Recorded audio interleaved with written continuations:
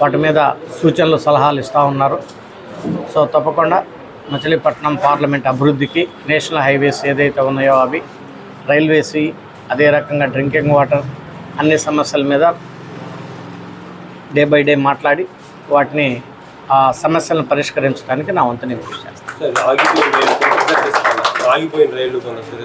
అవి రెండు రేపు 11వ తారీఖు నుంచి ఆల్రెడీ ఇస్తున్నామని చెప్పి ప్రెస్ స్టేట్మెంట్ ఇచ్చాను కదా. విశాఖపట్నం దిగుతుంది ఇంకొక 2 ట్రైన్, ఆ 2 వస్తాయి. ఇంకొకటి చిన్నవి అవట్ల మన్నాడు విలేజ్ దగ్గర కొన్ని ట్రైన్స్ ఆపుతాం. స్లోగా 1 by 1 చేద్దాం. ఎన్ని ఇష్యూస్ ఢిల్లీ నుండి మున్సిపల్ అధికారులు వచ్చారు సార్, మన సర్వే చేసి రిపోర్ట్ వస్తుంది. తప్పకుండా డ్రైనేజ్ కోసం సర్వే చేసి ప్రాపర్గా దాన్ని స్టడీ చేసి ఏ రకంగా దీన్ని డ్రైనేజ్ సమస్య తీర్చాలనే దాని మీద ఒక నివేదిక ఇస్తారు. దాని మీద ఫండ్స్ కూడా అలాట్ చేయించి దాన్ని కూడా కంప్లీట్ చేస్తారు. సభ్యత్వ నమోదు చేసుకున్నటువంటి అందరికి కూడా నా హృదయపూర్వక ధన్యవాదాలు. పవన్ కళ్యాణ్ గారు చెప్పారు, ఎవరికైనా సరే యాక్సిడెంట్ అయితే 5 లక్షల రూపాయలు ఇమ్మీడియట్గా ఇన్సూరెన్స్ కూడా కవర్ అయింది. అదే రకంగా ఏదన్నా చిన్న అంటే దెబ్బలు తగిలి ఏదన్నా ఇష్యూస్ కానీ ఉంటే వాళ్ళకు కూడా దాదాపు ఒక 2 లక్షల రూపాయలు కవర్ అయిందని చెప్పారు.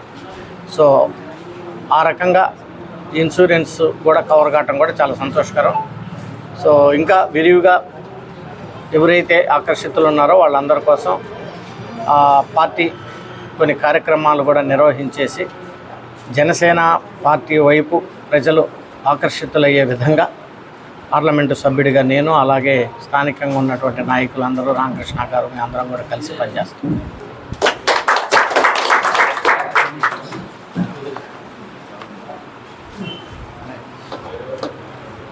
రెండో వార్డులో శ్మశాన వాటి 15,000 మంది జనాభా, 3వ వార్డు 3 వార్డులు కలిపి 3, 4 ఏ గేదలు ఆవులు వెళ్ళిపోయినా శ్మశానంలో పడేస్తున్నారు. దాని చుట్టూ కాంపౌండ్ లేదు.